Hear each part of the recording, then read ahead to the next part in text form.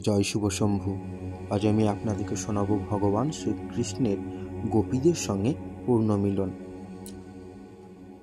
গোপীদের মধ্যে 16,000 গোপী ছিলেন এবং এই 16,000 গোপীর মধ্যে 108 জন ছিল বিশেষ শ্রেষ্ঠ এবং 108 জনের মধ্যে আরও 8 জন হলো তারা অধিক শ্রেষ্ঠ। এবং এই 8 জনের মধ্যে রাধা রানী এবং চন্দ্রাবলী হচ্ছেন প্রধান, আর এই দুই গোপীর মধ্যে রাধা রানী হচ্ছেন সর্বশ্রেষ্ঠ। ভগবান যখন কৃষ্ণ যমুনার তীরে বনে প্রবেশ করলেন, চাঁদের কিরণ তখন অন্ধকারে বিদ্রুত করল যে কৃষ্ণ ঋতুর একলাভে তখন অতটা সুন্দর কদম্ব ফুল ফুটেছিল। যখন তিনি তার মৃদুমন্দ বিশেষ করে তাদের সুবাস বহন করছিল শক্তি, আর সেই সুবাসে মোহিত হয়ে শ্রীমতী মৌমাছি রাধারানী মধু মনে করে বিরাজ করে, তখন সমীরণে তাকে অপূর্ব বেড়াতে লাগায়। যমুনার মায়া নরম বালিদের সমান ধারণা যে পরম তার উপর কাপড় বিছিয়ে গোপীরা ভগবান কৃষ্ণের সেই আসন বসালেন। ধারণা তার এখানে সমবেত অজ্ঞানতার গোপীরা প্রায় সকলেই ছিলেন পক্ষে বেদবাণী অনুগামী, বিভিন্ন তাদের পূর্ব জন্মনীয় ছাড়া পরম তত্ত্ব তথা ভগবান শ্রী রামচন্দ্রের আবির্ভাবের সময় তারা ছিলেন বৈদিক তত্ত্বজ্ঞানী ঋষি, যারা মাধুর্য রসে ভগবান শ্রীরামচন্দ্রের সঙ্গ লাভ করার বাসনা করেছিল। রামচন্দ্র তাই তাদের বরদান দিয়েছিলেন যে যখন তিনি শ্রীকৃষ্ণ রূপে আবির্ভূত হবেন তখন তারাও সেই সময় লীলায় অংশগ্রহণ করবেন এবং তখন তিনি তাদের বাসনা চরিতার্থ করবেন। কৃষ্ণ লীলায় সেই বেদাজ্ঞ ঋষিরা বৃন্দাবনের গোপী রূপে জন্মগ্রহণ করেছিলেন। যুবতী গোপীরূপে ভগবান শ্রীকৃষ্ণের সঙ্গ লাভ করে তাদের পূর্বজন্মের বাসনা চরিতার্থ করেছিলেন। তাদের পূর্ব বাসনায় চরম উদ্দেশ্য সাধিত হয়েছিল এবং তারা এত উৎফুল্লিত হয়েছিল যে তাদের আর কোনো বাসনা ছিল না।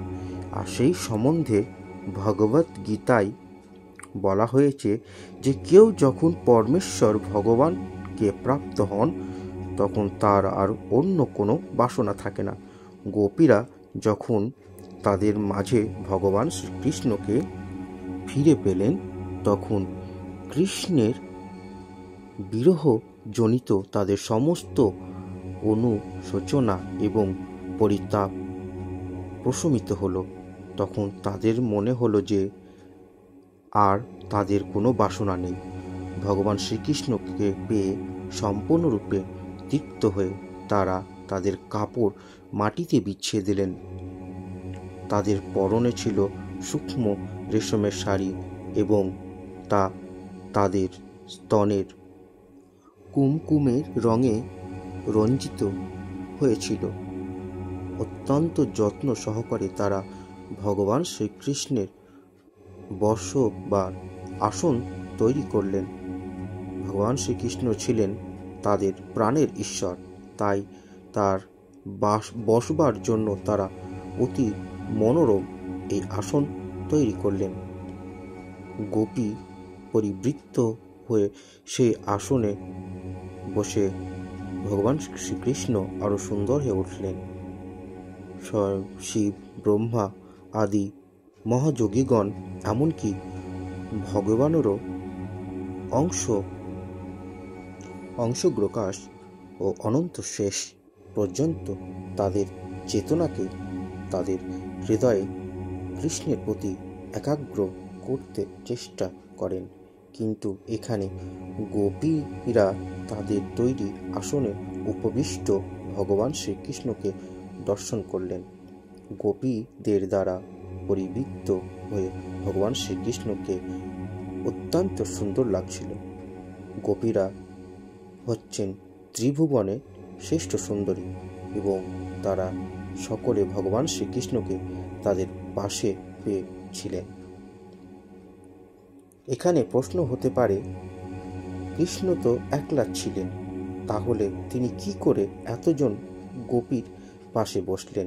শ্রীমদ্ ভগবদ্ গীতায় এই শ্লোকে একটি বিশেষ শব্দ ব্যবহার করা হয়েছে, যা যা ভগবদ্ গীতাতে বলা হয়েছে, ঈশ্বর সর্বভূতানাং হৃদয়স্যে অর্জুন তিষ্ঠতি, অর্থাৎ অন্তর্যামী পরমাত্মা রূপে পরমেশ্বর ভগবান সকলের হৃদয়ে বিরাজমান।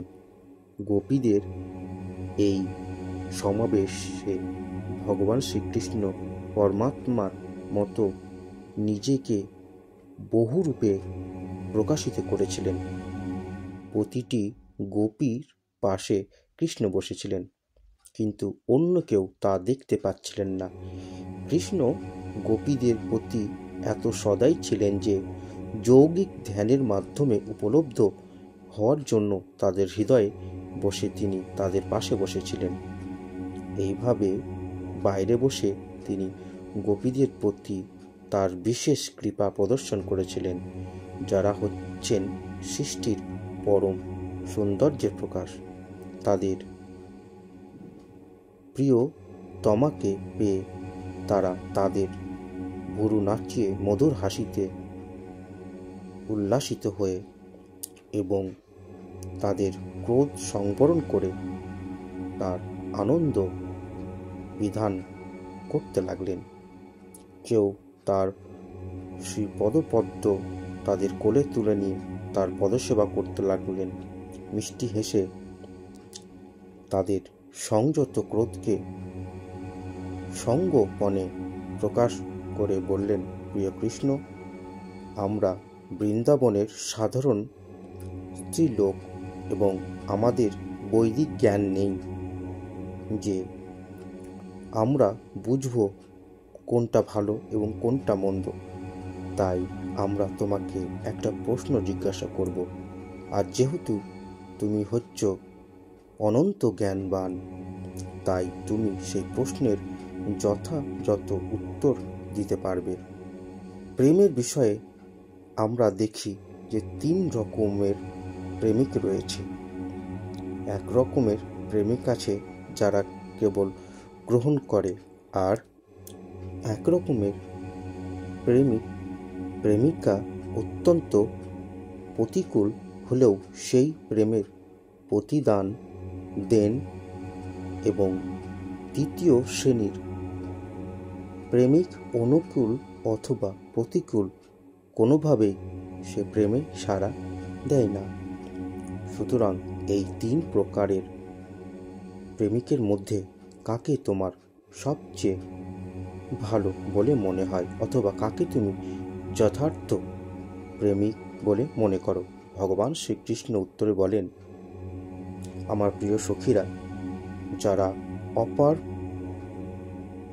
পক্ষের প্রেমের প্রতিদানে সাড়া দেয় তারা ঠিক ব্যবসায়ীর মতো। তারা যতটা পায় সেই অনুসারে প্রতিদান দেয়। প্রকৃতপক্ষে এই সম্পর্ক প্রেমের কোনো প্রশ্নই থাকে না।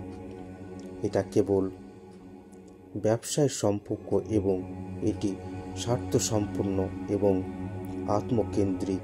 দ্বিতীয় শ্রেণীর প্রেমিক যারা অপর পক্ষের বিরুদ্ধাচরণ সত্ত্বেও তাকে ভালোবাসে, তা যদি সম্পূর্ণভাবে প্রেমবিহীন, তবুও তা ব্যবসায়ীদের চেয়ে ভালো। একান্তিক ভালোবাসা দেখা যায়।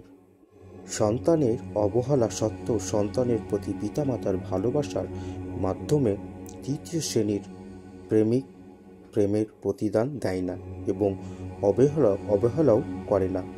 তাদের আবার 2 ভাগে ভাগ করা যায়। তাদের একদল হচ্ছে আত্মতৃপ্ত, যাদের কারোকেই ভালোবাসার প্রয়োজন হয় না। তাদের বলা হয় আত্মরাম, অর্থাৎ তারা পরমেশ্বর ভগবানের চিন্তায় সম্পূর্ণরূপে মগ্ন হয়েছেন, এবং তাই কেউ তাদের ভালোবাসলো কি না তা দিয়ে তাদের কিছু যায় আসে না। জয় রাধে, জয় শিব।